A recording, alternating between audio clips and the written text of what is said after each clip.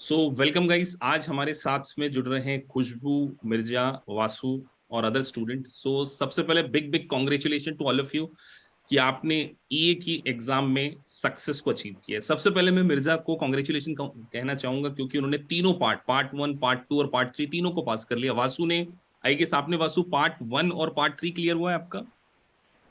Yes. और खुशबू ने part 1 को क्लियर किया है। सो कुछ एग्जिस्टिंग स्टूडेंट्स को भी मैंने आज एड ऑन किया है जिससे कि उनको एक स्ट्रेटजी समझ में आए कि किस तरीके से एग्जाम की प्रिपरेशन करनी चाहिए। सबसे पहले मैं मिर्जा आपसे जानना चाहूंगा कि कितना डिफिकल्ट है, मतलब अगर मैं ओवर द जर्नी आपका एक्सपीरियंस पूछूं, पार्ट 1, पार्ट 2, पार्ट 3 को आपने पास किया, सो Uh, कितना डिफिकल्ट है ये? so personally, I believe that all three exams have different type of approach. As part one has various limitations as it relates with the individuals, and part two has many facts because it covers partnership, businesses, trusts, estates as corporations, and when it comes to part three, it has various regulations because it comes with compliance and regulations, so you have to remember all of that. And I believe that the most difficult part of this exam is to remember every little facts, form numbers, and everything about it, so that you can cover everything and you won't get confused while covering different types of part of examinations. And one thing that I think that during the last period of the exam, before a week or two, one should give full time to the exam so that they can cover mocks as well as read more and more so that they don't miss anything about it. So which one they is, could. Sorry to interrupt, which one is most difficult, मतलब आपको सबसे ज्यादा difficult कौन सा लगा? Which one? Personally, I would say second part is the most difficult one because it covers a lot of topics. It has 20 chapters and it covers partnership as well as basic regular regulations such as deductions, credits, etc. Corporations and S corporation trust, and the other one was tax exempt organizations. So we have to cover everything about it because when it comes to partnership, it deals with pass-through entities, and S corporation deals with pass-through entities, but they have certain various different rules related to each other. But when it comes to corporation, it is taxed on twice levels. It is taxed on corporation as well as individual levels. And when it comes to tax exempt organization, rules are totally different for them. So I believe that covering every single topic was difficult one with the second part. अब मैं अगर आपसे पूछूं, सन्यम, big big congratulation, आपने भी part 1 और part 3 को पास कर लिया है। सो एक थैंक मिथ यू है, sir. Part 3 is very easy और नॉट, मतलब मेरा सर आपसे जानना ये जरूरी इसीलिए है क्योंकि पहले आपने पार्ट 3 को पास किया और शायद कल आपने पार्ट 1 को क्लियर किया। Yes sir. पार्ट 3 क्या बहुत ज्यादा आसान है अगर हम दोनों को कंपेयर करें? हाँ सर, पार्ट थ्री तो इजी है। पार्ट 3 अगर 1 में के कम, वासु आपका क्या ऑब्जर्वेशन है कि आपने पार्ट 3 को भी पास किया और पार्ट 1 को भी पास किया, सो विच वन इज मोस्ट, मतलब आपको ज्यादा डिफिकल्ट कौन सा लगा? सर वासु। डिफिकल्ट तो सर मेरे को पार्ट वन ही लगा, क्योंकि सर वो लेंदी है, वो ज्यादा एरिया कवर करता है और ज्यादातर प्रैक्टिकल है उसमें। पार्ट थ्री सर ज्यादातर क्रैमिंग है, आपको पता है sir, form number, number of days याद रखो। बस यही है सर, पार्ट थ्री में स्ट्रैटेजी थोड़ी सी अलग होगी आपकी, आपको थोड़ा याद भी करना पड़ेगा। और पार्ट वन में स्ट्रैटेजी अलग होगी, आपको ज्यादा एप्लीकेशन ऑफ माइंड से काम करना पड़ेगा, चीजें सीखनी पड़ेंगी कि ये कैसे इंप्लीमेंट होगा, कैसे प्रोविजन लगेगा। Application of law part one में ज्यादा है और पार्ट थ्री में सर क्रैमिंग है ज्यादा। खुशबू, आप आपका एक्सपीरियंस शेयर कीजिए। आपने हमारे मॉक टेस्ट दिए और मॉक टेस्ट में आई गेस आपका स्कोर 60, 72 और फिर फाइनल एग्जाम में आपने सक्सेस को अचीव किया। सो बहुत सारे स्टूडेंट थोड़ा सा स्पेसिफिकली जानना चाहेंगे कि पार्ट 1 में बहुत, मतलब चीजें क्रैमिंग करनी पड़ती हैं, एप्लीकेशन बेस्ड क्वेश्चंस पूछे जाते हैं, किस प्रकार के क्वेश्चन पूछे जाते हैं खुशबू? थ्योरी बेस्ड क्वेश्चन ज्यादा आए थे, प्रैक्टिकल ज्यादा नहीं आते हैं, मैंने ये ऑब्जर्व किया एग्जाम में। आपको फॉर्म नंबर, मतलब 5-6 क्वेश्चन फॉर्म नंबर के आए थे एग्जाम में, तो फॉर्म नंबर कुछ आप लास्ट टाइम रिवाइज करके चलो तो इजी हो जाएगा थोड़ा। और क्लासेस अपन रेगुलर लेंगे और मॉक आराम से मॉक एग्जाम देंगे तो निकल जाता है, तो ऐसे लगा। वो मैंने रिवाइज करके नहीं दिया मॉक फर्स्ट टाइम वाला, तो उसमें थोड़ा डिफिकल्ट हो आपके लिए गया। ये बिल्कुल फर्स्ट इंटरनेशनल एग्जाम थी। शुरुआत में आप काफी नर्वस थे, मतलब लाइव क्लास में भी आते थे तो थोड़ा सा मन में यस सर। आपके बहुत डर रहता था, तो अब कॉन्फिडेंट हैं कि आगे की 2 पार्ट और निकल जाएंगे, मतलब क्योंकि एक बड़ा पार्ट आपने पार्ट 1 कर लिया और सभी का एक्सपीरियंस है कि पार्ट 3 थोड़ा सा आसान है। सो अब मैं आपसे एक और क्वेश्चन पूछना चाहूंगा कि एक प्रिपरेशन के लिए कितने मंथ की रिक्वायरमेंट्स होती है, क्योंकि कई स्टूडेंट्स सोचते हैं कि 2-3 महीने में भी पास कर सकते हैं क्या इसको, क्योंकि मैंने देखा है कई इंस्टीट्यूट मार्केटिंग करते हैं जस्ट 3 मंथ में इनरोल्ड एजेंट। क्या 3 महीने में तीनों सब्जेक्ट को पास किया जा सकता है पार्ट? आपने तो अभी पार्ट 1 में कितना समय लिया? सर पार्ट 1 में क्लासेस के बाद में रिवीजन टाइम 1 मंथ, मतलब 1 मंथ आपके लिए, आपके हिसाब से रिवीजन के लिए, हाँ रिवीजन के लिए 1 मंथ सफिशिएंट। संयम को थोड़ा सा मैं उनसे क्वेश्चन पूछूंगा क्योंकि वो इंडियन चार्टर्ड अकाउंटेंसी कोर्स को भी पढ़े हुए हैं, सीए फाइनल के स्टूडेंट हैं। संयम, आप थोड़ा सा बताइए इंडियन सीए का की स्टडी से क्या आपको इनरोल एजेंट को पास करने में हेल्प मिली है या नहीं मिली है? सर बिल्कुल मिली है, बिल्कुल मिली है। सीए का जो मतलब पढ़ाई रहती है, वो जो लॉजिक्स रहते हैं क्लियर होते हैं उनके, वो एनरोल्ड एजेंट के में पार्ट 1 में बहुत ज्यादा मुझे हेल्प करा, क्योंकि मेरी जो एग्जाम आई थी उसमें लगभग आई थिंक 50% प्रैक्टिकल आ गया था। ओके। और हाँ, फेज आउट वगैरह तो नहीं आते हैं, लेकिन फिर भी 50% प्रैक्टिकल आ गया था। लॉजिक्स क्लियर होते हैं उसमें, मतलब सीए की पढ़ाई मेरे को काम आती है एनरोल्ड एजेंट जो मतलब मैंने क्योंकि पढ़ा है। आप देखिए एग्जम्पशन, डिडक्शंस, हाँ हाँ एक्सपेंडिचर, हाँ, ये जो टर्मिनोलॉजीज रहती है ना, ये क्लियर होती है कि हाँ, ये इसमें से इसको माइनस करेंगे। एजीआई क्या होता है, मतलब एक बार पढ़ने में क्लियर हो गया कि हाँ ऐसे करते हैं। बस थोड़ा सा डिफरेंट है, ये डिफरेंट है, सीए डिफरेंट है, बाकी ठीक है। ज्यादा इंडिया का इनकम टैक्स ज्यादा डिफिकल्ट लगा आपको या यूएस का जो नहीं, टैक्स था? यूएस का सर, यूएस का, क्योंकि वो तो कल्चर ही अलग है। वो कल्चर ही अलग है पूरा। मतलब आपको इंडियन अच्छा। टैक्सेशन, क्योंकि मैंने भी इंडियन टैक्सेशन पढ़ा भी है और पढ़ाया भी है, तो आपके हिसाब से आपको इंडियन टैक्सेशन ज्यादा आसान लगा as comparatively US taxation? Yes sir, yes sir. उसका सर एक कारण ये भी हो सकता है, शायद मैंने आईपीसीसी, सीए फाइनल सब में वो पढ़ा है और डीपली पढ़ा है, तो इसलिए शायद मुझे वो इजी लगता है। थोड़ा सा अभी ये, लैंग्वेज का कितना रोल है, क्योंकि आप देखते होंगे कि यहाँ पर लैंग्वेज का interpretation is very much important. मतलब आपने हाँ जब सर, हमारे नोट्स को पढ़ा इंग्लिश इंग्लिश क्लियर होनी चाहिए, और वहां पर जो क्वेश्चन पूछा है वो समझ में आना चाहिए, मतलब एग्जाम में कि क्या पूछ रहे हैं, क्योंकि मतलब दो ऑप्शंस हमेशा सही लगते हैं कि ये सही है। अब मैं आपसे मिर्जा आपसे पूछना चाहूंगा कि आपका जो पेपर है वो विद इन टाइम कंप्लीट हो गया था, क्योंकि कई स्टूडेंट मैंने देखा बहुत जल्दी पेपर कर लेते हैं। How much time you have taken, मतलब पूरे इंटायर प्रोसेस में अगर मैं बात करूं आपसे? Actually, I completed my second part in 2.5 hours, okay. and my third part in around 2 hours and 10 minutes. And So I and would say we got plenty of time to cover it. You can complete all the 50 first question, first part and second part of the exam, and you can check all of them. So whenever you are giving any exam, you just don't have to you just give your time, and you can come back to the question later, so that you would still have time left. तो मुझे ये चीज लगी कि time बहुत plenty of time रहता है। वासु, आपका मैं एक्सपीरियंस थोड़ा सा और जानना चाहूंगा कि अभी आपने रिसेंटली पास किया है, कितना परसेंट याद करना पड़ता है? क्योंकि बच्चे थ्योरी समझते हैं इसको, ये एग्जाम क्रैमिंग की है, एप्लीकेशन की है, या दोनों की है? मतलब कितना पोर्शन, अगर मैं आपसे पूछूं, कितना परसेंट आपको रिटेन रखना पड़ता है? Sir retain, I guess sir, मैं अगर बात करूं, क्योंकि जब आप पढ़ते हैं और जब आप एमसीक्यू करते हैं, तो आपको, अगर आपने पढ़ा होगा वो चीज, आपको क्लिक कर जाएगा। अनटिल अनलेस वो फॉर्म नंबर्स नहीं होंगे, नंबर ऑफ डेज नहीं होंगे, पेनल्टीज नहीं होंगी, और बाकी सर चीजें क्लिक कर जाती हैं। सेक्शंस नहीं होंगे, जैसे काफी सारे सेक्शंस भी हैं बीच में इंपॉर्टेंट। ये चीजें सर बस रिटेन करने की हैं। बाकी तो सर सब एप्लीकेशन है। मैं तो बोलूंगा सर 80% एप्लीकेशन है, 20% रिटेनिंग है, जो आपको हाँ थोड़ा क्रैम करना पड़ेगा कि अच्छा ये क्लिक कर जाए वहां पे। ऐसे एमसीक्यूज देखोगे तो अपने आप याद आ जाता है प्रोविजन। मिर्जा, आपसे पूछना चाहूंगा कि how many times you have solve the MCQs? कितने टाइम आपने रिवीजन किया तीनों पार्ट को? बिकॉज तीनों पार्ट आपने क्लियर कर लिए। कितनी बार एमसीक्यूज करना चाहिए? बिकॉज स्टूडेंट कई बार मुझसे ये पूछते हैं। How many time?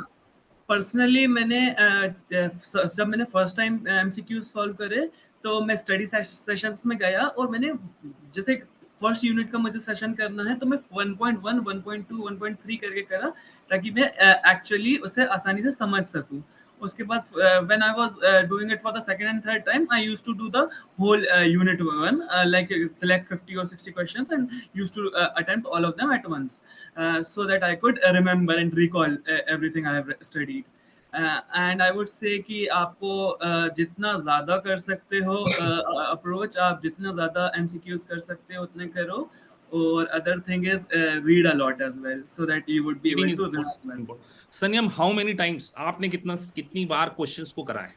और आप कभी 3 मॉक बार. में शायद पास नहीं हो पाए थे, मुझे ऐसा याद हाँ है सर, कि आपने स्कोर भी, बहुत लो था. तो मैंने तो आपको लिखा था कि स्कोर इज वेरी लो, और मैंने खुशबू को भी सेम बात कही थी, आप लोगों ने मुझे रॉन्ग प्रूव कर दिया है, जनरली आप दोनों ने स्पेशली, क्योंकि अभी तक मॉक देने के बाद जो बच्चे पास होते हैं, जैसे वासु, आपका स्कोर क्या था मॉक में जो हम आपसे लेते हैं मॉक टेस्ट में? 92 आई गेस. जी सर, अराउंड इसके आसपास. 90 स्कोर था वासु का. तो मैंने तो वासु को इवन रिकॉर्ड करके बोल दिया था कि आज मैं तुम्हारा इंटरव्यू कर रहा हूं, कल तुम पास होगे और मुझे फोन करोगे, हमारी टीम को बताओगे कि मैं पास हो गया हूं. तो लेकिन आप दोनों ने मुझे थोड़ा सा रॉन्ग प्रूफ कर दिया, मेरे मॉक में फेल हो गए. लेकिन बहुत अच्छी बात है, मैं खुश हूं कि आप लोग इस एग्जाम को पास कर लिए. खुशबू, थोड़ा सा आप बताइए, आप मॉक में जब नहीं क्लियर कर पाए थे तो थोड़ा सा डाउन तो फील किया होगा, लेकिन मैंने आपसे एक बात करी थी कि आप देखिए, आपको समय पूरा लेना है, टाइम पूरा लेना है, उसके बाद फॉर्म नंबर को सही से देखना है, और टेक योर टाइम. में हमेशा स्टूडेंट को बोलता हूँ कि जो टाइम आपको दिया है उसको पूरा यूटिलाइज कीजिए. तो खुशबू, थोड़ा सा एग्जाम डे एक्सपीरियंस बच्चों को बताइए कि क्या क्या आपको सावधानियां रखनी चाहिए, किस तरीके की चीजों को और ध्यान में रखना चाहिए जो स्टूडेंट्स समझ सकें. सर जैसे लास्ट टाइम स्कोर जैसे मेरा डाउन मतलब 60 के आसपास था, तब मैं थोड़ा घबरा गई थी. उसके बाद मैंने कहा कि ना जितना ज्यादा रिवीजन होगा उतना ज्यादा हम जल्दी कवर कर लेंगे. मैंने लास्ट 4 डेज 3 टाइम रिवीजन कर लिया, 3 टाइम्स रिवीजन कर लिया, फ्लैश कार्ड सारी रीड कर लिए. और मैंने कुछ समरी नोट्स बनाए थे, मतलब हर एक चैप्टर के 2-2 पेज में पूरी समरी लिख रखी थी. तो उस समरी नोट्स में मैंने लास्ट टाइम उसे बहुत बार रिवाइज किया तो मेरा निकल गया था. और प्रैक्टिकल कुछ आया नहीं था, वैसे प्रैक्टिकल एग्जाम में इजी था, वैसे आया भी नहीं. और फेज आउट लिमिट्स आई नहीं, तो पेपर टफ नहीं है, निकालना इजी हो जाएगा जितनी बार आप रिवीजन करोगे तो. और एमसीक्यू की हमारा जो प्रैक्टिस. जो हमने आपको एमसीक्यू टेस्ट बैंक प्रोवाइड किया है, ओटीबी, क्या उसी टाइप के क्वेश्चंस आते हैं या उससे आसान आते हैं? ये भी मैं थोड़ा सा जानना चाहूंगा, क्योंकि जो बच्चे अभी क्लासेस ले रहे हैं उनको एक आइडिया लग जाए कि क्वेश्चंस क्योंकि कई बच्चों को लगता है सर क्वेश्चन सफिशिएंट है कि नहीं और हमें प्रैक्टिस के लिए चाहिए, क्योंकि आप सभी ने एग्जाम को पास किया है. तो आप थोड़ा सा खुशबू बताइए, क्वेश्चंस आर सफिशिएंट और रिक्वायरमेंट है? वो सफिशिएंट है, जितना आपके सॉफ्टवेयर में डाला हुआ है उतना मेरे को लगता है सफिशिएंट है. उसी टाइप के क्वेश्चन आते हैं, बस लैंग्वेज वो चेंज कर देते हैं, एक क्वेश्चन को लैंग्वेज चेंज कर देते हैं, वही घुमा के आता है. तो अपन अगर हमने नोट्स अच्छे से पढ़े हैं और लेक्चर अच्छे से सुने तो क्वेश्चन हम कर सकते हैं. तन्यम, मुझे तुम बताओ, जब तुमने मॉक टेस्ट में सक्सेस नहीं, क्योंकि तुमने पहला जब पास नहीं किया, सेकंड टाइम भी दिया, अपने आप को कैसे मोटिवेट किया, कैसे? क्योंकि अब एग्जाम तो बिल्कुल देना ही है, शेड्यूल हो चुका था, क्या अप्रोच? क्योंकि कई बच्चे हो सकता है आने वाले समय में मेरा मॉक टेस्ट दें और वो नहीं स्कोर कर पाए, तो उनके एक्सपीरियंस के लिए भी मैं आपसे जानना चाहूंगा. सर आपने जब बोला था कि स्कोर लो है तो मैं तो डीमोटिवेट हो गया था. पहले तो मेरे को समझ में ही नहीं आया कि क्या करना है, लेकिन फिर वही रिवीजन करा. और मैंने तो इवन फ्लाइट में भी बुक से रिवीजन किया था, रिवीजन ही किया बस, क्योंकि फ्लैश कार्ड्स तो मैंने पहले ही पढ़ लिए थे. अच्छा. और हाँ, और बाकी तो रिवीजन ही किया था. एक्चुअली सर मेरे को याद सब था, लेकिन पता नहीं वो मॉक में नहीं आ रहे थे. याद था कि, लेकिन पता नहीं क्या होता था. एक बात और पूछना चाहूंगा, जैसे आप मॉक देते हैं तो सिली मिस्टेक्स कितनी परसेंटेज हो जाती है? क्योंकि ये थोड़ा सा ध्यान रखना होता है कि एग्जाम में सिली मिस्टेक्स आपसे ना हो, क्योंकि मॉक में तो आपने अपने आप को ऑब्जर्व कर लिया होगा कि ये सिली मिस्टेक्स होती हैं. ये मानते हैं 10-15% तो हमारे क्वेश्चन इसीलिए होती है गलत सर, आते हैं कि हम होती ध्यान है से सर. नहीं पढ़ते. ये आप सभी हाँ एग्री करते हैं ड्यूरिंग दी प्रैक्टिस की कई बार क्वेश्चन हम ध्यान से नहीं पढ़ते? तो एग्जाम डे पे आपको ये माइंड में लेकर जाना है कि हमें डेट्स को बहुत अच्छे से देखना है. और मेरा सर, हाँ बोलिए. एक क्वेश्चन मेरे को याद है अच्छे से, जिसमें लिखा रहता है टोटल फाइका टैक्स कितना पे करना है. तो वो सेल्फ एम्प्लॉयड को तो वो 15.3 की जगह वो आधा भी लिखा रहता है और डबल भी लिखा रहता है एम्प्लॉयर एम्प्लॉय केस में. तो अब ये सिली मिस्टेक होती है कि वो एम्प्लॉय का टिक हो जाता है. अच्छा, आप ये सभी मानते हैं कि चारों ऑप्शन को पढ़ना चाहिए? कई बार एक्साइटमेंट होके लगा पहला ही हाँ सही है, लेकिन हाँ, बाद में 3 और भी आपको 3 देखना. और को ऐसा पढ़ना आप चाहिए. लोगों ने फेस किया है मिर्जा? आप चारों को पढ़ना चाहिए. आप ये थोड़ा चारों सा को पढ़ना. सवाल बताएं कि एमसीक्यू को एनालाइज कैसे करें एग्जाम के मतलब प्रेशर कुकर सिचुएशन में? पर्सनली आई थिंक कि सबसे पहले तो क्लियरली क्वेश्चन रीड करना चाहिए। सबसे पहले कि आपके माइंड में बिल्कुल समझ में आ जाए आपको कि हाँ what they are talking about. उसके बाद सारे ऑप्शंस पढ़ें, क्योंकि यूजुअली क्या होता है वो ट्रिक क्वेश्चंस होते हैं। तो उसमें जैसे एंड और होता है कभी कभी सर्टेन, मुझे याद नहीं आ रहा, बट सर्टेन ऑप्शंस ऐसे थे कि उसमें तीन जो पॉसिबिलिटीज होती है उसमें एक में और लगा हुआ है।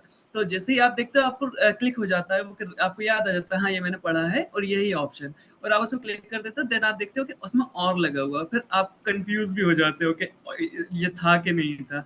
तो इसलिए सारे ऑप्शंस आप रीड करो और फिर उसके बाद ही आप सेलेक्ट करो। एंड एग्जाम में भी एक ऑप्शन आता है कट आउट करने का उन्हें, कि आप जो जो आप एग्री नहीं करते उन्हें कट आउट करते जाओ, रिमूव करते जाओ। उस पर एक मार्क होता है, राइट क्लिक अगर आप करोगे तो वो रिमूव हो जाएगा। तो जो आपके सामने क्लियर ऑप्शंस रहेंगे फिर आप उनमें से चूज कर सकते हो। मैं आपसे एक बात और शेयर करना चाहूंगा कि जैसे 50 क्वेश्चन का टेस्टलेट आता है, तो कई बार आपको जो क्वेश्चन शुरुआत में नहीं बन रहे आप उसको छोड़ सकते हैं। आप जैसे आपने 1 to 10 को देखा कि 10 में से लेट से आपके शुरू के 3 क्वेश्चन आपसे नहीं बन रहे हैं, तो आपको 7 को सॉल्व कर लेना चाहिए। और जब आपका समय बच जाए तब आप बैक में आकर अगर क्वेश्चन को सॉल्व करेंगे तो कहीं ना कहीं इसका एडवांटेज आपको मिलेगा। क्या बोलते हैं आप? ऐसा आप लोगों ने किया है, किसी ने कि नहीं किया है, कि सारे क्वेश्चन एक लाइन से ही करते जा रहे थे आप लोग? आई एग्री, मैंने करा है ऐसा। लाइन से करते जा रहे थे पर कुछ क्वेश्चंस में दिक्कत थी तो उसमें फ्लैग मार्क कर दिया, फिर उसे लास्ट टाइम देख लिया, तो ऐसे सॉल्व वासु, किया। थोड़ा सा आप मुझे ये बताओ कितना आपको जनरल एक्सपीरियंस से भी क्वेश्चंस करते आना चाहिए, क्योंकि सब कुछ ऐसा नहीं हो सकता कि आपको 100% पता हो, मैं ये मान ही नहीं सकता, क्योंकि इतनी इंटरनेशनल एग्जाम है। क्या आपका experience during the solving of MCQ काम आता है? और जनरल नॉलेज के बेसिस पे कि यार मैं हमेशा एक बात बोलता हूँ कि डिपार्टमेंट सेल्फिश है, वो हमसे हमेशा ज्यादा टैक्स लेना चाहता है, तो ये एक्सपीरियंस कहीं ना कहीं आपके काम आता ही नहीं आता है? एग्जैक्टली सर, आता ही आता है सर काम, क्योंकि सर जैसे आप बताते हैं स्टार्टिंग से इंटरप्रिटेशन स्किल आपकी काफी अच्छी होनी चाहिए। थ्रू आउट द जब आप पूरा एमसीक्यू सॉल्व करते हैं, पूरा टेस्ट बैंक सॉल्व करते हैं, तो वो चीज सर काम आती आती है। आपके 3 से 4 क्वेश्चन आपके बन जाते हैं, क्योंकि सर मेरे एक्सपीरियंस के हिसाब से मेरे को कुछ क्वेश्चन ऐसे देखने को मिले जो मैंने नहीं सुने थे और जिनका प्रोविजन मुझे नहीं पता था, बट उसका कुछ ना कुछ थोड़ी सी थोड़ी ऐसी चीज होती है जो क्लिक करती है दिमाग में कि अच्छा ये ऐसे हो सकता है। तो वहां पे वो चीज काम आती है। आपने इंटरप्रिटेट कर लिया क्वेश्चन को, आपको उसको पता चल गया आप उसमें आपने पूछा क्या है, तो सर फिर 2 क्वेश्चंस में डाउट होता है, वहां पे एजुकेशनल गेस खेलना पड़ता है। और वो सर मुझे जहां तक लगता है वो ठीक भी होते हैं। एजुकेशनल गैस बिल्कुल लेना भी चाहिए, बिकॉज नेगेटिव मार्किंग नहीं है। संयम, आप बताइए कितना आपको एक्सपीरियंस बेसिस पर लगा कि नहीं यार ये थोड़ा सा हमने प्रोविजन नहीं पढ़ा, लेकिन एक्सपीरियंस बेसिस पर आपने एग्जाम में फेस किया हो, कितना एक क्वेश्चन ऐसे हो सकता है आउट ऑफ 100?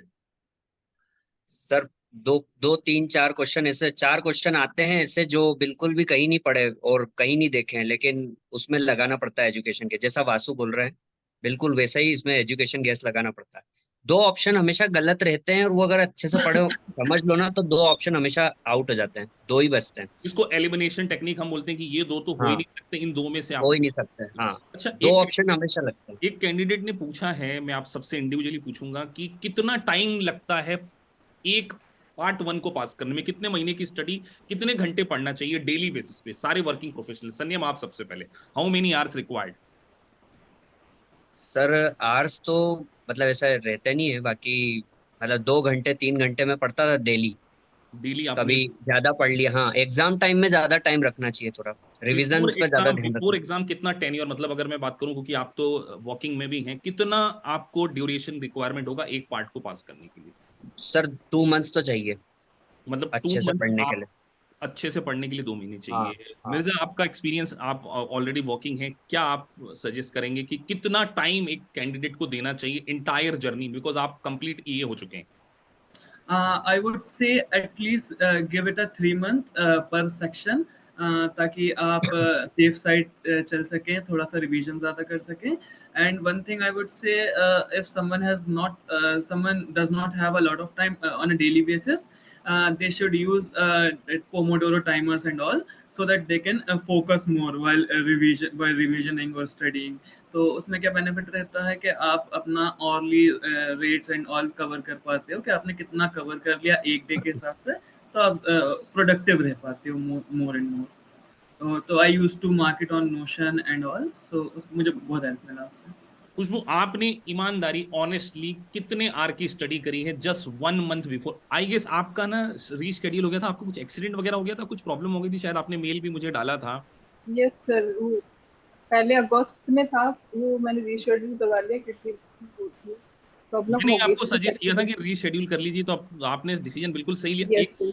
जो व्यूअर्स देख रहे होंगे इस वीडियो को, देखिए ई एग्जाम का एक एडवांटेज है कि आप आपका शेड्यूल रीशेड्यूल कर सकते हैं। तो मैं आपको हमेशा ये कहूंगा कि जब तक आप रेडी नहीं हैं तब तक आप एग्जाम को बुक ना करें तो ही बेटर होगा, क्योंकि आपको अननेसेसरी प्रेशर आ जाएगा। तो कितना टाइम आपने लिया खुशबू पूरा अगस्त के बाद, कितने घंटे की आप डेली स्टडी के पॉइंट ऑफ व्यू से बात करूंगा?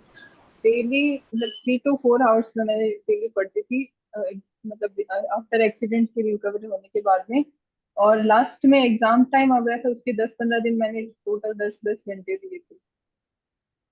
मिर्जा, मैं आपसे आठ एक दस बात घंटे पूछूं, दिए। ऑर्डर ऑफ एग्जाम क्या होना चाहिए? पार्ट 3 पहले दें, पार्ट 2 पहले दें, और पार्ट 1? कितना रिलेवेंट है ये बात, ये क्वेश्चन? क्योंकि मैं जनरली बोलता हूं कि आप किसी भी पार्ट से पहले स्टार्ट कर सकते हैं। जैसे वासु एक एग्जाम्पल है जिन्होंने पार्ट 3 पहले पास किया, सॉरी पार्ट 1 पास पहले किया और पार्ट 3 बाद में पास किया। संयम है जिन्होंने पार्ट 3 पहले पास किया फिर पार्ट 1 किया। अभी खुशबू ने पार्ट 1 पास कर लिया। आप थोड़ा सा बताएं, क्योंकि आपने तीनों पास कर लिए, दैट्स वाई मैं आपसे जानना चाहूँ किससे पहले। पर्सनली आई वुड थिंक कि पार्ट अगर 3 कोई फर्स्ट इनिशियली देना चाह रहा है तो सबसे बड़ा बेनिफिट उसमें यह है कि आपको मोटिवेशन मिल जाती है, क्योंकि वो सबसे छोटा पार्ट है, वो आप क्लियर कर लेते हो तो आपके पास सिर्फ 2 पार्ट्स बचते हैं। नहीं तो आपके पास एक अननेसेसरी एक और पेपर बच जाता है अगर आप 2 कर रहे हो। And I would say second part सबसे लास्ट में देना चाहिए, क्योंकि उसमें बहुत डिटेल्स हैं, उसमें बहुत ज़्यादा इंफॉर्मेशन है, तो वो क्रैम अप नहीं हो पाती और वो लर्न नहीं कर पाता बंदा, और अगर वो फेल हो जाते हैं या मॉक्स अच्छे नहीं आते तो डिमोटिवेशन होता है। एंड फर्स्ट पार्ट बहुत बेसिक है, क्योंकि उसमें बेसिक टैक्स के लॉज जो कवर हो रहे हैं तो वो बहुत इंपॉर्टेंट है। तो थर्ड एंड फर्स्ट आप, मैं समझता हूँ, कैसे भी दे सकते हैं, एंड सेकंड के लिए आप सबसे ज़्यादा टाइम दें। आपने हमारी एक भी लाइव क्लास में नहीं आए कि आप पूरी रिकॉर्डिंग क्लासेस में ही गए? मैंने कभी नोटिस नहीं किया कि आप हमारी लाइव क्लास में आए हो मिर्जा, मैं करेक्ट? इनिशियली मैं लाइव क्लासेस ज्वाइन कर रहा था, फर्स्ट पार्ट के टाइम पे मैंने लाइव क्लासेस ज्वाइन करी थी, एंड उसमें मुझे फार्मूलाज एंड ऑल में बहुत हेल्प मिली, क्योंकि वो बहुत इजीली आपने एक्सप्लेन कर दिए थे मुझे। सेकंड पार्ट में मोस्टली फैक्ट्स थे, तो मुझे वीडियोस में काफ़ी बेनिफिट हुआ, क्योंकि मैं बार बार उन्हें रिवाइंड करके देख पा रहा था, क्योंकि याद करने के लिए, स्पेशली पार्टनरशिप एंड ऑल में उनमें बहुत छोटे छोटे फैक्ट्स होते हैं, और उनकी वजह से टैक्स लॉ जो होता है वो इंटरप्रिटेशन का बहुत सीन है उसमें, तो मुझे बहुत रिवाइंड करने में बेनिफिट हुआ उसमें। बट फर्स्ट पार्ट के लिए आई गेस के लाइव क्लासेस वर बेटर। मैं इस क्वेश्चन का एसएम संयम से तो नहीं लूंगा, क्योंकि संयम तो ऑलरेडी सीए की स्टडी करे हुए हैं। हमारे लेक्चर की क्वालिटी थोड़ा सा, खुशबू आप बताइए, आप लाइव क्लास में पूरा आए हैं, मैं आपको ऑब्जर्व करता था, और आप सबसे अच्छी बात मैंने आपके बारे में ऑब्जर्व की है, आप बिल्कुल इंटरेक्टिव रहते थे। बीच बीच में जो भी मैं क्वेश्चंस पूछता आप उसका हमेशा आंसर देने की कोशिश करते थे। तो लाइव क्लासेस अभी शायद आप नहीं आ पा रहे होंगे बिकॉज आपकी अभी हमारी जैसे पार्ट 2 चल रहा है। तो लाइव क्लासेस का बेनिफिट या रिकॉर्डेड ही आपको अच्छी लगती है, क्योंकि आपने शायद पूरी। Live classes sir, live classes is best. तो लाइव क्लासेस हम क्योंकि वैसे हाँ दो दो तीन उसमें तीन क्या है, हाँ जी बताइए। हाँ उसमें क्या है, अपन बात डाउट भी अपन पूछ सकते हैं। कोई डाउट अपन को आ जाता है तो इंटरेक्टिव रहता है सेशन, तो अच्छा लगता है और पढ़ाई पढ़ने में भी अच्छा लगता है। तो मेरे को तो लाइव ही ज्यादा सूट रहता है, तो लाइव सबसे आप बेस्ट पूरी है। लाइव क्लास में आते थे। वासु, आप भी लाइव क्लास में नहीं आते हैं, आप भी बिल्कुल पूरी रिकॉर्डेड क्लासेस, आपने हमारी पार्ट 3, बीच में आप पार्ट 1 में आने लगे थे, फिर अभी पार्ट 2 में नहीं आ रहे हैं। तो लेक्चर की क्वालिटी के बारे में थोड़ा सा स्टूडेंट्स जानना चाहेंगे, जो व्यूअर्स देखेंगे, कितना इंपॉर्टेंट होता है एक सही तरीके से चीजों को इंटरप्रेट करना, बिकॉज आपका कोई सीए बैकग्राउंड नहीं, टैक्सेशन आपने शायद कॉलेज के ड्यूरेशन में भी उतना डिटेल में नहीं पढ़ा होगा, तो एकदम से इंटरनेशनल टैक्सेशन वो सोचना, तो क्या हमारी फंडामेंटल क्लासेस बेनिफिशियल हैं या नहीं, थोड़ा सा ये भी जानना चाहेंगे वासु से। तो फंडामेंटल क्लासेस सर वही तो वही आपका बेस शुरू करते हैं, क्योंकि आप माइनर से शुरू करते हो अगर आपका टैक्सेशन बैकग्राउंड नहीं है। तो फंडामेंटल क्लासेस ही आपको जीरो पे लेके आएंगे, फिर आप वहां से शुरू करें। क्योंकि सर फंडामेंटल क्लासेस के सर अगर डायरेक्टली पढ़ना शुरू करते, मुझे नहीं पता सर बाकी इंस्टीट्यूट्स कैसे पढ़ाते हैं, पर सर फंडामेंटल क्लासेस अगर नहीं पढ़ा रहे हैं सर, मुझे नहीं पता जिसका टैक्सेशन बैकग्राउंड नहीं है वो कैसे इस फील्ड में घुसेगा। सर कुछ मेरे लिए, मुझे तो आपका लगता भी है। कोई ऐसा बैकग्राउंड, मतलब सीए बैकग्राउंड से तो रिलेटेड नहीं होंगे आप भी, आप सारे स्टूडेंट भी धीरे धीरे जुड़ रहे हैं, आप लोगों से क्वेश्चंस पूछेंगे। थोड़ा सा आप मुझे ये बताइए कि कहीं ना कहीं आपको स्टार्टिंग में ऐसा कभी लगा कि यार मुझसे हो पाएगा कि नहीं हो पाएगा? देखिए करिकुलम तो ऐसा नहीं कि बहुत आसान तो नहीं है, फिर आपने अपने आप को मोटिवेट कैसे किया, थोड़ा सा ये आप मुझे बताइए कि एक सिंपल बीकॉम स्टूडेंट को क्या क्या चीजें सोचनी चाहिए, किस तरीके से अपनी प्रिपरेशन करनी चाहिए, थोड़ा सा आप बताइए खुशबू। सर क्लासेस अटेंड करो लाइव, एंड उसके बाद में अपन स्टडी प्लान जैसे आप देते हैं वो स्टडी प्लान फॉलो करो। और उसके बाद में जैसे स्टडी प्लान और मॉक एग्जाम देते हैं अपन, जैसे जैसे एक एक यूनिट होती है उसके एमसीक्यू करते जाओ और उसके नोट्स साथ में रिवाइज करते जाओ। देन पूरा कंप्लीट रिवीजन देके अपन मॉक देते तो इजीली अपन को थोड़ा आइडिया लग जाता है कि हम कहाँ स्टैंड कर रहे हैं आपका यूनिट और वाइज निकल स्कोर क्या जाता है। आता था, जैसे आप इंडिविजुअल यूनिट को सॉल्व करते थे? क्योंकि अब एग्जिस्टिंग स्टूडेंट इस बैच को, अभी इसको ज्वाइन कर लिया मैंने, एग्जिस्टिंग स्टूडेंट्स को भी बुलाया है जिससे सबको आइडिया लग जाए कि जैसे खुशबू ने पास किया है, सन्यम ने पास किया है, वासु ने पास किया है, मिर्जा ने पास किया है, तो एग्जिस्टिंग स्टूडेंट भी आपसे कुछ क्वेश्चंस पूछेंगे। तो मैं एक सेकंड सबको मैं ऐड कर लेता हूँ, सारे बच्चे जुड़ रहे हैं।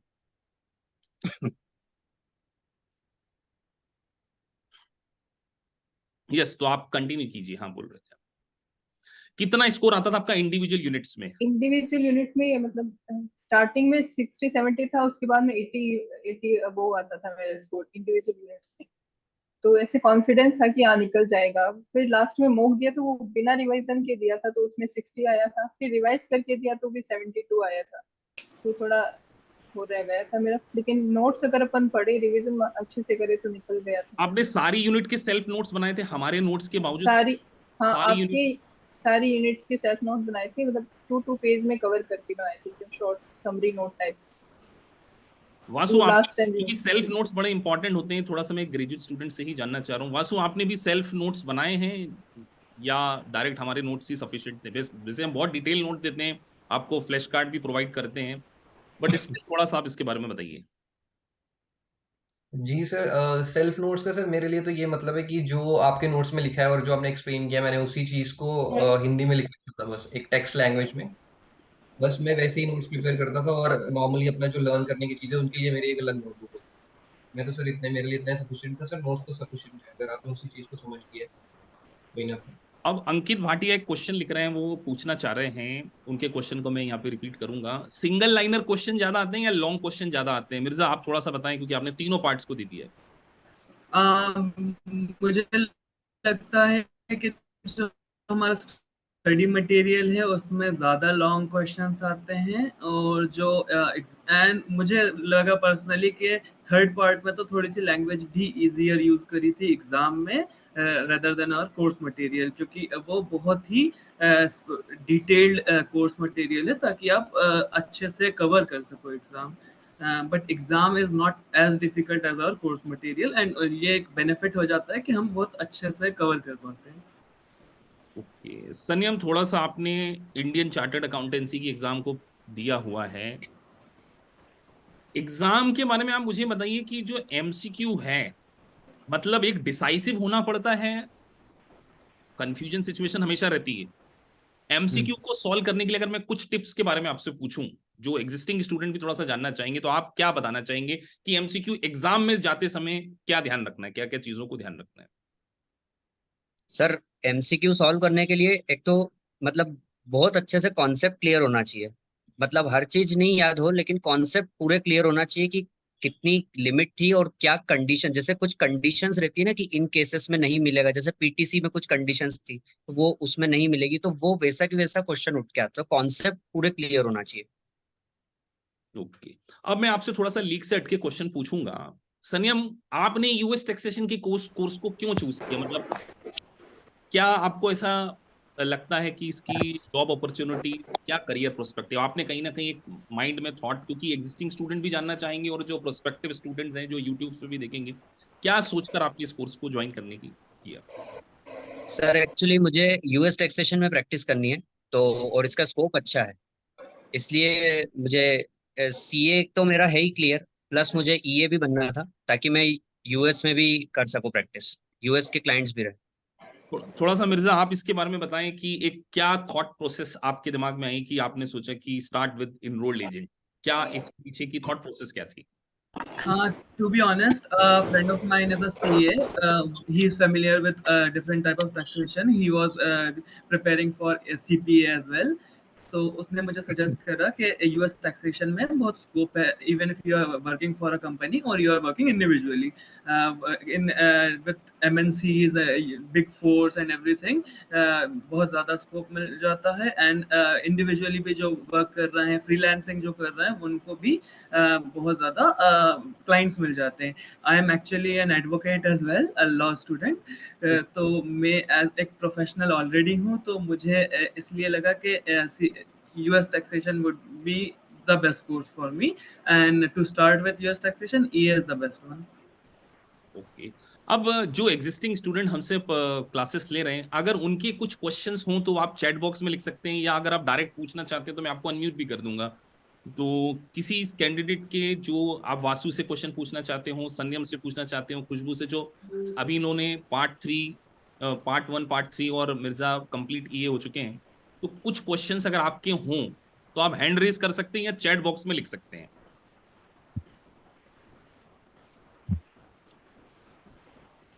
हाँ, केशव गुप्ता का जो क्वेश्चन है कि सर पेनल्टी पार्ट 3 में क्या याद करनी पड़ेगी, क्या एक लिस्ट बनानी चाहिए? थोड़ा सा वासु, अभी आपने पार्ट 3 को पास किया, तो सबसे पहले मैं आपसे पूछूंगा, रिसेंटली पास करके आए हैं वासु, और मैंने वासु को एक दिन पहले मेरी इनसे जूम मीटिंग हुई थी और मैंने इनको एडवाइस की थी कि फॉर्म नंबर जरूर देख लेना, पेनल्टी जरूर देख लेना, कितनी % पेनल्टी पूछेगी। वासु आप इसका आंसर दीजिए, केशव गुप्ता ये क्वेश्चन पूछ रहे हैं।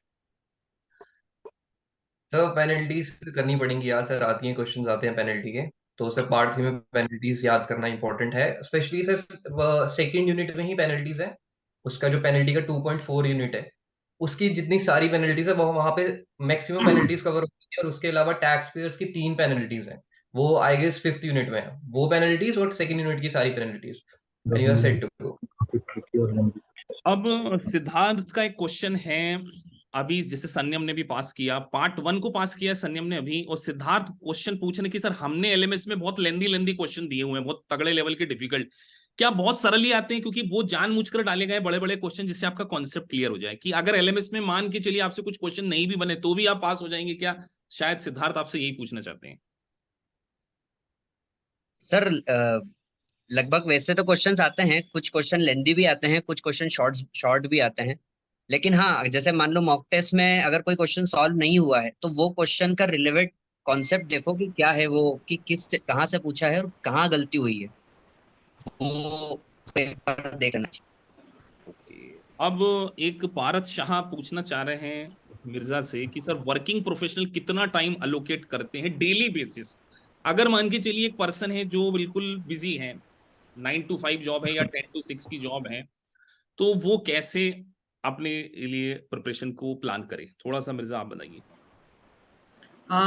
आई वुड सजेस्ट कि आप डेली टारगेट फिक्स करें ऑरली, ताकि आप एटलीस्ट 2 आवर्स अ डे तो दे सकें। देन आप अपने वीकली टारगेट्स भी मैच करें, ताकि आप सर्टेन, क्योंकि आपके पास बहुत लिमिटेड टाइम होगा, तो आप अपना वीकली कोर्स कंप्लीट कर पाएँ।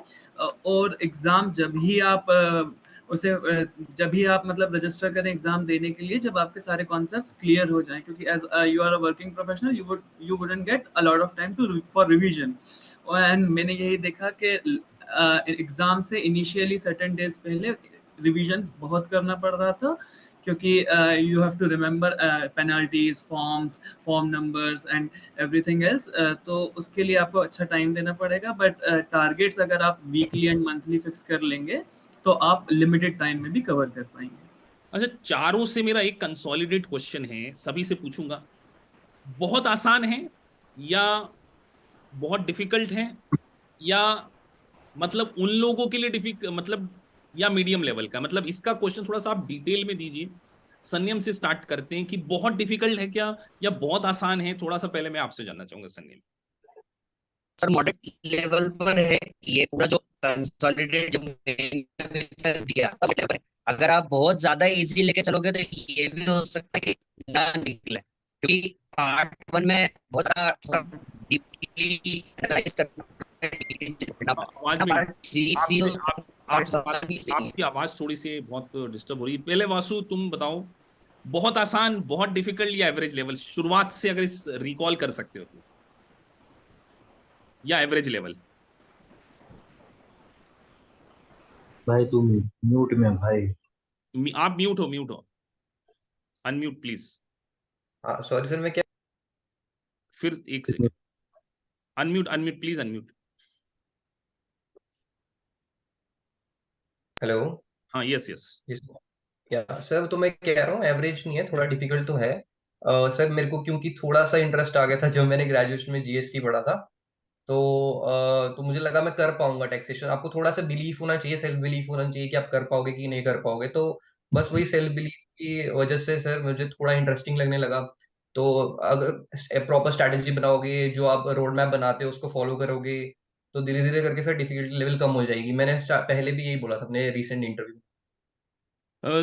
खुशबू आप बताइए, बहुत आसान, बहुत डिफिकल्ट, एवरेज लेवल? क्योंकि सारे बच्चे जो आप इनके साथ में पढ़ते भी थे, कुछ स्टूडेंट के साथ में जो अभी शायद पार्ट 2 पढ़ रहे हैं, सिद्धार्थ वगैरह आपके बैच में ही थे, तो आप बताइए थोड़ा सा। सर एज सच मुझे ज्यादा डिफिकल्ट नहीं लगा, एवरेज लेवल है। मतलब अपन लाइफ जैसे मैंने क्लासेस कंटिन्यू की थी तो मुझे इतना डिफिकल्ट नहीं लगता। अगर अपन जैसे रिकॉर्डेड लेते हैं और बर्डन ज्यादा बढ़ जाता है, कुछ लाइव क्लासेस छूट जाती है, तो फिर थोड़ा एक बार लगा था, लेकिन इजी लगा, मॉडरेट लेवल कह सकते हैं। मिर्जा आप बताइए, बहुत इजी, बहुत आसान, या बहुत डिफिकल्ट? क्योंकि बच्चे पूछते हैं ये चीजें। I would say it's a medium level exam. आप जितना अच्छा प्रिपेयर करोगे आपको उतना इजी लगेगा, but I would still suggest कि आप जितने अच्छे से प्रिपेयर करें, क्योंकि आपको एज अ टैक्स प्रोफेशनल बनना है और आपको इस प्रोफेशन में जाके वर्क भी करना है। तो क्योंकि हमारा जो कोर्स है स्टडी मटेरियल मुझे बहुत ज़्यादा इंक्लूसिव, बहुत सही लगा मुझे, क्योंकि मैं उसमें एक्चुअली लर्न कर पाया। Also I would agree with him कि इंटरेस्ट आपको जितना ज़्यादा आएगा आप उतना ज़्यादा पढ़ोगे। Taxation is an interesting field, क्योंकि it's related with our daily lives. अब भले आप यूएसए में नहीं रहते हो, but it's still related with our daily lives कि टैक्स कैसे फाइल होता है, क्या होता है, कितना इम्प्लीमेंट होता है, क्या होता है हमारे लाइफ में उसका। तो it is interesting subject and I would say कि study decently for it, but it's a medium level exam. मैं एक और बात ऐड ऑन करना चाहूंगा, फॉर ग्रांटेड नहीं ले सकते आप इसको। मतलब आप ऐसा नहीं सोच सकते कि क्योंकि पासिंग परसेंटेज बहुत हाई है, 80 स्कोर करना पड़ता है, 80% स्कोर करना पड़ता है, तो एक मार्क्स में भी बच्चे फेल हो सकते हैं। 105 is a passing mark, 10 fail, फिर से आपको वापस से प्रिपरेशन करनी पड़ेगी। पारस शर्मा पूछ रहे हैं हाउ मेनी क्वेश्चन लॉजिकली, तो आंसर ऑलरेडी दिया जा चुका है। फिर भी 80% मेरा मानना है लॉजिकली, 80% समथिंग लॉजिकली होते हैं और 20% आपको क्रैमिंग करनी पड़ सकती है। चलिए, और भी बहुत सारे, और कोई स्टूडेंट कुछ और क्वेश्चन पूछना चाहते हो? सर एक केशव गुप्ता लिख रहे हैं, सर बिफोर एग्जाम मैंने अभी तक एक मॉक दिया है, 87% आया है, तो कैसे प्लान करूं? 18 अक्टूबर को केशव आपकी एग्जाम है। सेकंड मॉक अभी आपको देना बाकी, अभी पार्ट 1 देने जा रहे हैं केशव आप? तो अगर आप पार्ट 1 देने जा रहे हैं, कि नमन अरोरा भी जुड़ रहे हैं, पार्ट 3 देने जा रहे हैं, तो पार्ट 3 के रिस्पेक्ट में बात करते हैं। ये हाँ, सो बहुत सारे क्वेश्चंस लिख रहे हैं, और किसी स्टूडेंट के कोई क्वेश्चन हो तो आप यहाँ पे लिख सकते हैं, स्पेसिफिकली मैं इस चीज को एड्रेस करूंगा।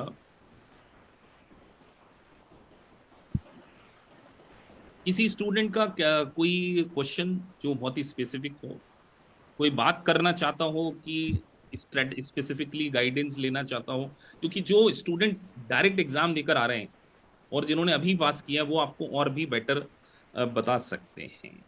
अब मैं आपसे एक एड ऑन क्वेश्चन करूंगा कि क्या, एक सेकंड, हाउ मच, कितने क्वेश्चन हमने जो आपको एलएमएस दिया उसमें से स्ट्रेट फॉरवर्ड आ जाते हैं? मेरा मानना है शायद ही कोई एग्जैक्टली मैच करके तो याद रखना मुश्किल होगा। खुशबू आप बताइए, मिलते जुलते तो आते ही हैं?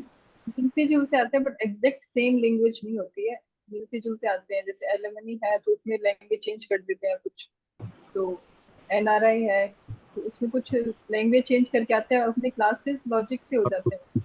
लॉजिक से आप क्वेश्चन का आंसर कर सकते हैं।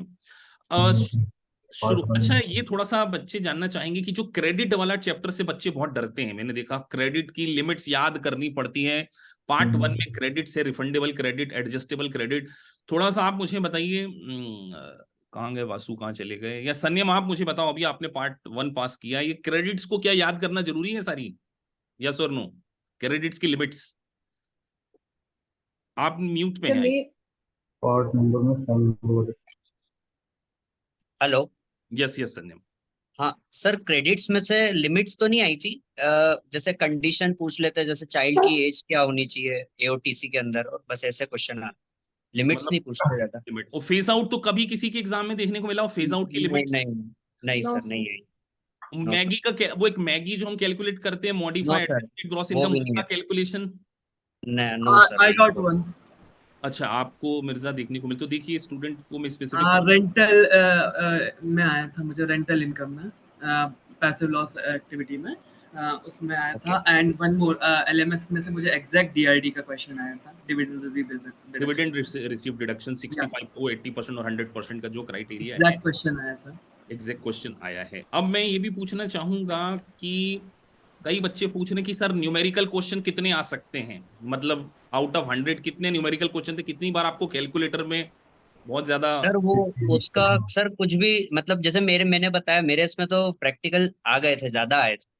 अच्छा, आपके में प्रैक्टिकल ज्यादा, खुशबू हाँ आपके सर, में प्रैक्टिकल प्रैक्टिकल। ज्यादा थे, थ्योरी ज्यादा थी? थ्योरी ज्यादा थी, 2-3 क्वेश्चन थे प्रैक्टिकल के, तो कैलकुलेटर यूज करना पड़ा। एक एलिमनी से आया था प्रैक्टिकल, और चाइल्ड सपोर्ट एलिमनी वाला होता है वो क्वेश्चन, एक दो और थे शायद। ये मिर्जा, टेक्स्ट था। आपने जब सबमिट किया तो कैसी फीलिंग आई? उसी दिन आपने सर्वे कंप्लीट कर दिया था, तुरंत सर्वे करने के बाद आपके सामने फ्लैश आ गया होगा, कैसा फील हुआ कंप्लीट करके?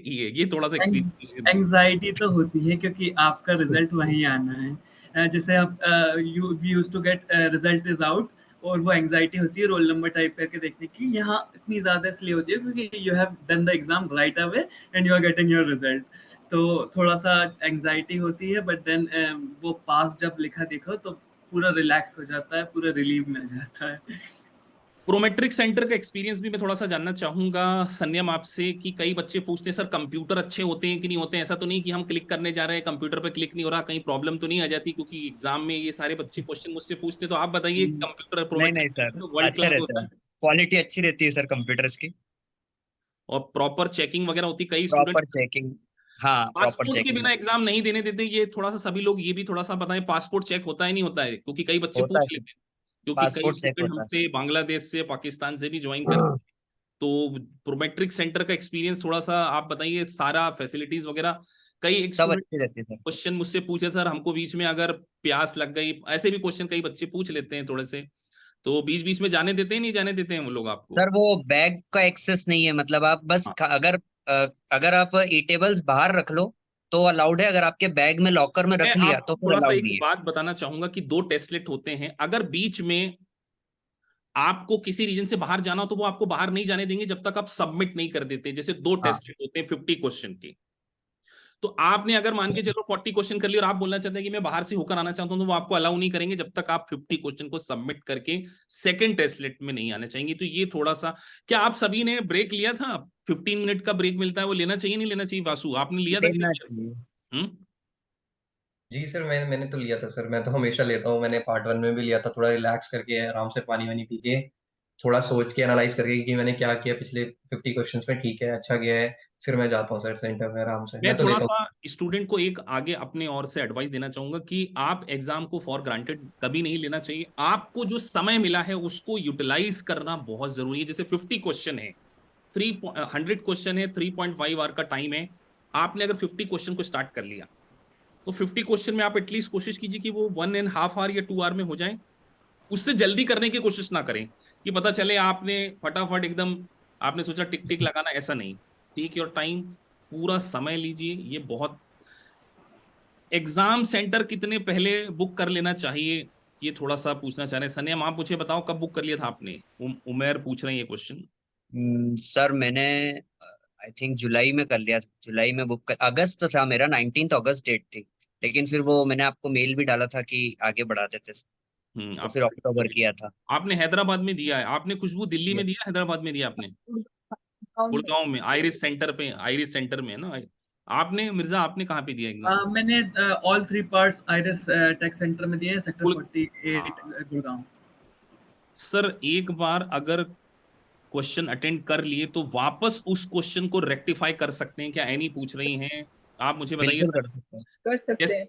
हाँ, जैसे मैं आपको थोड़ा सा बता रहा हूँ कि जैसे लेट से आपने शुरू के 2 क्वेश्चन किए, 2 क्वेश्चन में आपने पहला और दूसरे में सेकंड को क्लिक कर दिया, अब आप चौथे पांचवें क्वेश्चन में आपको ऑल ऑफ सडन रियलाइज होता है कि नहीं यार मुझे एक बार फर्स्ट क्वेश्चन पे वापस जाना है, तो वापस जाकर उसको चेंज कर सकते हैं, उसको चेंज कर सकते हैं। बट मैं फिर भी एडवाइस करूंगा कि जो पहला थॉट आता है, चारों क्वेश्चन को, चारों ऑप्शन को पढ़ने कर बाद ही आपको आंसर देना चाहिए। चारों ऑप्शन को आप पढ़िए। कभी भी आप इस ओवर कॉन्फिडेंस में एग्जाम को मत दीजिए कि पहला ऑप्शन देखा और आपने टिक कर दिया। आपको भले 100% यकीन हो, सिंपल सा क्वेश्चन भी आपसे पूछा गया हो कि एलिमनी अगर मनी दी है तो क्या वो टैक्सेबल होगी बिफोर 2018, और आपको 100% श्योर है कि ये ऑप्शन, तो भी मैं आपको एडवाइस करूंगा आगे के तीनों क्वेश्चन को आप पढ़िए, उसके बाद आंसर दीजिए। कहीं जल्दी आपको नहीं जाना है। आपको अगर पहले से पता हो कि शॉर्ट टर्म कैपिटल गेन के ऊपर ऑर्डिनरी इनकम का टैक्स लगता है, कैपिटल गेन का नहीं लगता है, यू आर 100% श्योर, स्टिल आप चारों ऑप्शन को पढ़िए। हो सकता है वो कुछ और आपसे पूछना चाह रहा हो, ये चीजों के कारण आपके पास होने के चांसेस ज्यादा होंगे, क्योंकि जल्दबाजी करके आपको कुछ और। अपने लेवल पर कुछ एक्सपीरियंस शेयर करना चाहें आप, जो भी स्टूडेंट अभी पास हुए हैं, कुछ ऐसा जो हमने अभी कवर नहीं किया हो? खुशबू, ऐसा आपको लगता हो? मिर्जा, वासु, सनियम, कुछ ऐसी एडवाइस एग्जिस्टिंग स्टूडेंट को देना चाहते हो? सर लास्ट टाइम रिवीजन अच्छा होना चाहिए, मेरा मानना है कि 2-3 बार अगर लास्ट टाइम रिवीजन कर लोगे मतलब तो 3 टाइम्स रिवीजन होना चाहिए, आपको क्या 3 लगता है टाइम्स वासु? रिवीजन होना 3 चाहिए। टाइम्स रिवीजन और 2 टाइम्स में हो जाएगा? Vasu 3 times, 2 times? नहीं सर, 3 टाइम्स मस्ट है सर। मैं भी 3 टाइम्स ही कर रहा, मैंने 1 में भी 3rd में भी 3 टाइम्स तो किया है। सनियम, आप? Sir 3 times. मैंने तो मिर्जा, आप? 3.5 करा था, कुछ चैप्टर छूट गए थे आधे में। एक स्टूडेंट पूछ रहे सर केवल पासपोर्ट ही रिक्वायर्ड होता है इंटर करने के लिए, और कुछ की रिक्वायरमेंट तो नहीं है? नहीं, ओनली पासपोर्ट। Passport passport. ये पासपोर्ट, और आपके पास वो कंफर्मेशन लेटर भी होना चाहिए जो हाँ आपको प्रोमेट्रिक सेंटर पे मिलता है। आपका एक लॉन्च कोड होता है, वो लॉन्च कोड डालना पड़ता है, नहीं तो पता चले आप केवल पासपोर्ट लेके पहुंच गए तो आप बताओगे कैसे? पासपोर्ट से अकेले काम नहीं होगा, एक आपका जो कंफर्मेशन लेटर आता है जिसे आप बुक करते हैं तो उसका लॉन्च कोड डालना पड़ता है, उसके बाद आपको क्या है एग्जाम देने को मिलती है। हाँ, सर गुड़गांव में ऐसा नहीं है सर, शायद वहाँ गुड़गांव, हाँ वो वहाँ काम पे कर जाता है। Only first. वो उनको उनके No, पास सारी आपकी इन्फो होती है सारी, तो सिर्फ yeah, pass. they have the info, but अपना ईमेल याद रखें जिस पे आपने हाँ रजिस्टर करा था, ताकि आप कंफर्म कर पाएं। जी जी। एक बहुत अच्छा क्वेश्चन आया सिद्धार्थ का, सर ये पार्ट 1 में जो 1231, 1245 और 1250 जो सेक्शन है, क्या उसके क्वेश्चन देखने को मिले आपको सनियम पार्ट 1 में? नहीं सर, नहीं आए। आपके में खुशबू पार्ट, क्योंकि मैं एक ज्यादा भी इसके ऊपर क्वेश्चन नहीं फोकस आया था। करता हूँ। वासु 1245 या शायद याद हो 1231, ये जो रिकैप्चर वाले हैं, कैपिटल गेन सर वाले। सर अच्छे से याद है सर ये तो। सर हाँ, उसके क्वेश्चन सर 2-3 थे मेरे में। अच्छा, आपके में मिर्जा कैपिटल आपके में? कैपिटल जैसे हाँ, क्वेश्चन मेरे थे। पार्ट 1 में भी थे मेरे, और पार्ट 2 में भी थे ये रिकैप्चर का।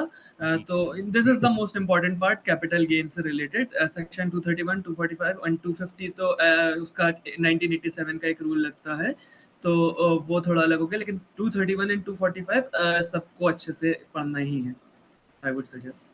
ये जो शेड्यूल होते हैं 1040 के, शेड्यूल 1 A B C, ये याद रखने पड़ते हैं? स्टूडेंट पूछ रहे हैं इसके सर अंदर। 2 क्वेश्चन आए थे मेरे इसमें, तो 2 क्वेश्चन मेरे आए थे। में भी आए थे, तो आपने शेड्यूल और फॉर्म से रिलेटेड आए थे क्वेश्चन सर। शेड्यूल तो हमने 4-5 हमारे क्वेश्चन आए बेसिक थे। क्लासेस में ही सारे कवर कर लिए थे। अगर आप देखेंगे मेरी फंडामेंटल क्लासेस जो होती हैं 1040 के सारे शेड्यूल को हम बहुत अच्छे से डिस्कस करते हैं।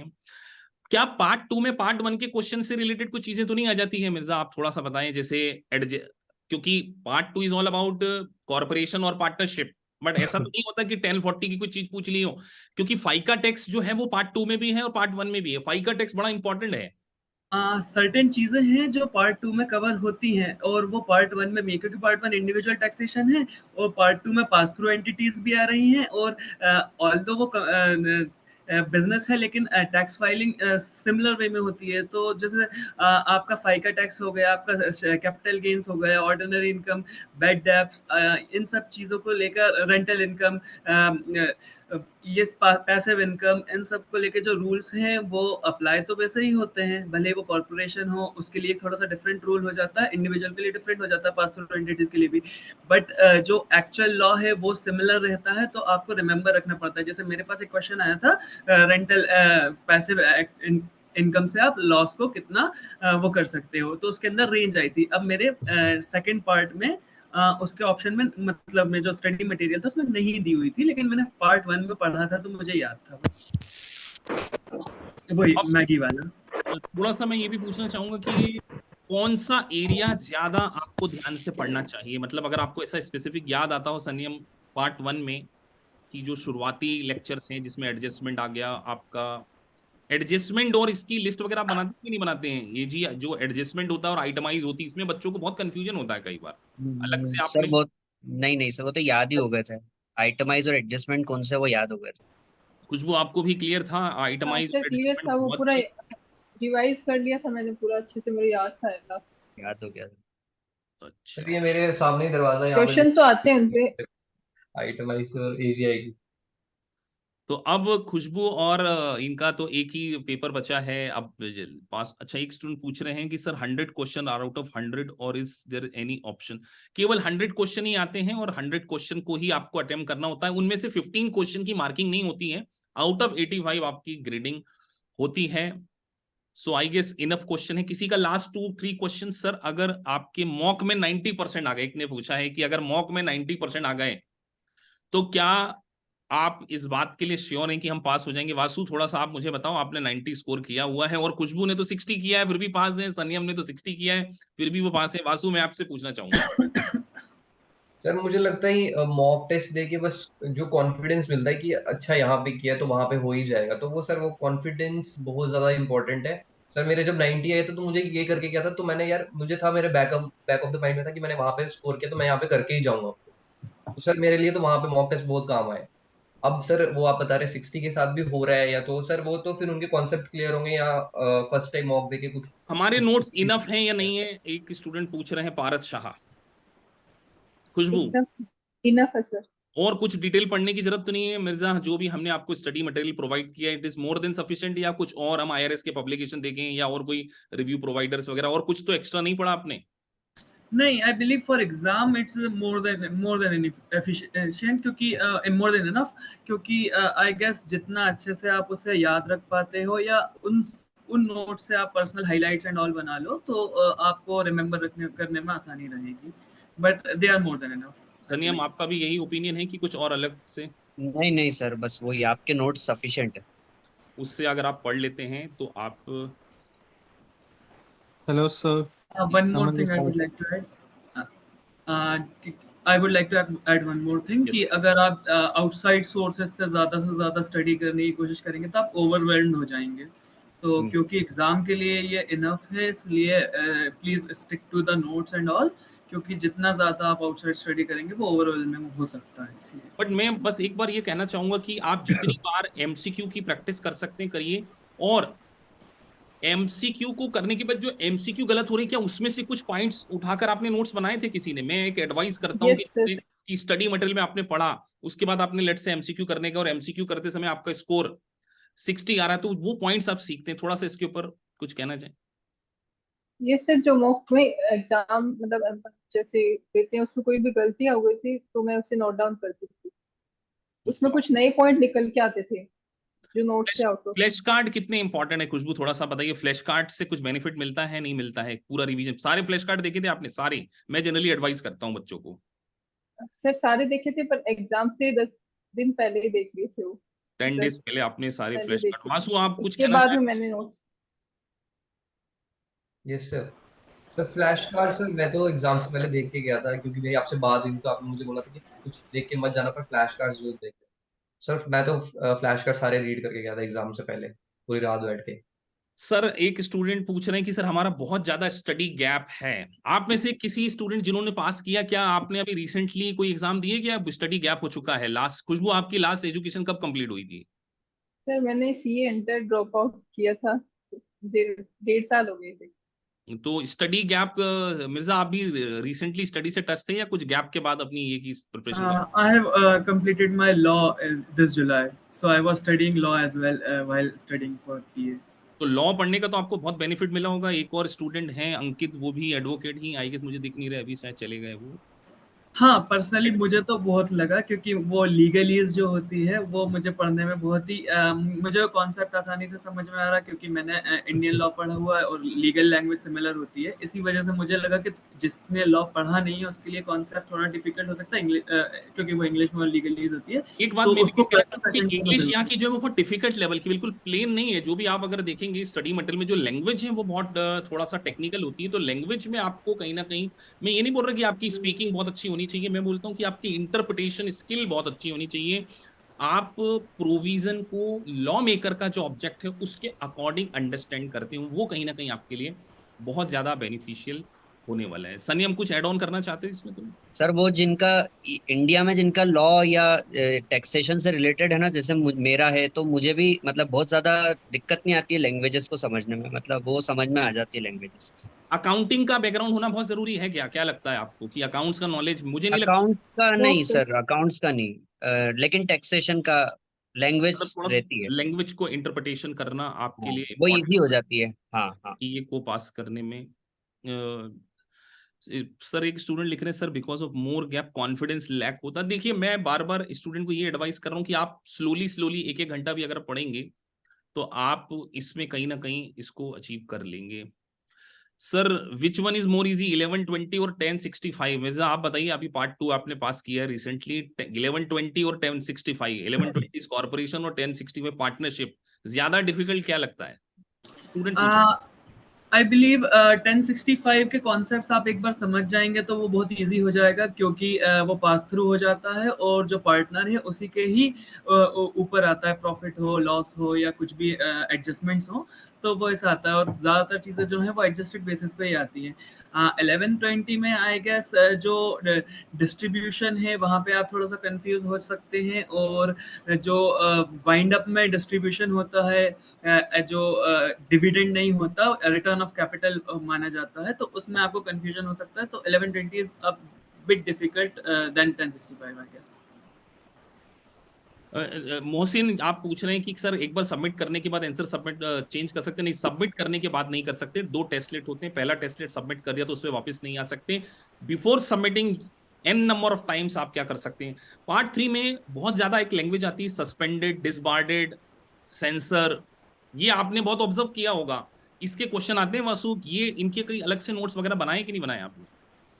नहीं नहीं सर, मैं तो बता रहा हूँ कि मैंने तो सब नोट्स बनाए हैं। ये पर्टिकुलर जो आपने सारे वर्ड्स यूज किए सबकी एक्सप्लेनेशन लिखी है सर मैंने, क्योंकि मैं सर मेरा थोड़ा सा स्टूडेंट को एक, मैंने अभी ग्लॉसरी भी शेयर की थी ग्रुप पे पार्ट 2 में, अगर आप पार्ट 2 देखेंगे की, यस मैंने भी देखी। पार्ट 2 की आप देखेंगे, अगर आप उसको प्रॉपरली रीड कर लेंगे तो उसमें अल्फाबेटिक नंबर में टेक्निकल टर्म्स को बहुत वन लाइन में क्या किया गया है, एक्सप्लेन किया गया है। अगर आप उसको पढ़ लेंगे तो आपको बहुत ज्यादा बेनिफिट मिलेगा। तो इंटरव्यू काफी लॉन्ग हो चुका है, so again congratulation to all of you, you have a great future. Mirza, big big congratulation, आपने बिल्कुल पार्ट 3 को विदाउट एनी डिले इसको पास किया है। वासु पार्ट 1 और पार्ट 3 पास हो चुके हैं, खुशबू पार्ट 1 पास हो चुकी है, संयम का भी पार्ट 1 और पार्ट 3 पास हो चुके हैं, केवल पार्ट 2 अब आपका संयम रिमेनिंग है। तो एक मनप्रीत कौर, हाँ सभी कॉन्ग्रेचुलेशन कह रहे हैं। मनप्रीत, वो क्वेश्चन मैं आपका आंसर करता हूं, तो और किसी का कोई स्पेसिफिक क्वेश्चन, तो फिर हम मीटिंग को कंक्लूड करते हैं। और सर कोई? मेरा एक क्वेश्चन है। यस। सर जो रिजल्ट में जैसे एरियाज आते हैं कि इस एरिया में जैसे 3 लेवल आया, तो इसका एक कुछ एडवांटेज मिलता है जॉब में, या कि ये कुछ इसका रहता है? जॉब में तो कोई ऐसा एडवांटेज नहीं मिलेगा, क्योंकि देखो वहां जॉब में तो आपसे इंटरव्यू पूछेंगे। जैसे हमारे यहाँ पर बहुत सारे ऐसे कैंडिडेट हैं, जनरली मैंने पिछली बार भी मीटअप सेशन ऑर्गेनाइज कराया था, उसमें अंकित ने अपना एक्सपीरियंस शेयर किया था और 2-3 और स्टूडेंट थे जिन्होंने अपना एक्सपीरियंस शेयर किया था, कि अगर आपके पास, सबसे इंपॉर्टेंट है कि लिंक्डइन को प्रॉपरली यूज करना। आप अपने, एक मैं आपको और एडवाइस करूंगा कि जैसे आप लोग इनरोल एजेंट के कुछ पार्ट्स को पास कर लिया, कुछ कंप्लीट हो चुके हैं, जितना हो सके इनरोल एजेंट से रिलेटेड आर्टिकल्स को आप पढ़िए। यूएस टैक्सेशन से रिलेटेड थोड़े से आप अगर खुद अपने लेवल पर ब्लॉग वगैरह लिख सकते हैं तो आप अलग से हाईलाइट होंगे, आपकी प्रोफाइल अच्छी रैंक होगी और आपको जॉब में बहुत अच्छी अपॉर्चुनिटीज मिलेगी। मेरा एक्सपीरियंस है, 2+ ईयर एक्सपीरियंस, 20 लाख तक का पैकेज इसमें हो सकता है। सो आपका बहुत बहुत, मतलब बहुत अच्छा फ्यूचर हो मिर्जा। आपने तो बिल्कुल पार्ट 1, 2 और 3 को बहुत शॉर्ट पीरियड ऑफ टाइम में पास किया है, और बाकी सबको ऑल द बेस्ट कि फ्यूचर में आप जल्दी से जल्दी 3-4 महीने के अंदर ही बाकी जो पार्ट है, अब एक एक पार्ट रह गया है वासु और संयम का अभी आपके खुशबू 2 पार्ट रह गए, बट पार्ट 1 आपने क्लियर कर लिया है तो कॉन्फिडेंस वैसे ही आ जाएगा। और मैं बोलता हूँ एक पार्ट पास करने के बाद, स्पेशली पार्ट 1 पास करने के बाद पार्ट 2 आपको उतना डिफिकल्ट नहीं लगेगा। तो हम यहाँ पर मीटिंग को कंक्लूड करते हैं। Thank you for Thank attending this session. Thank you. Thank you sir. Thank you you, sir. Thank you, sir. Thank you.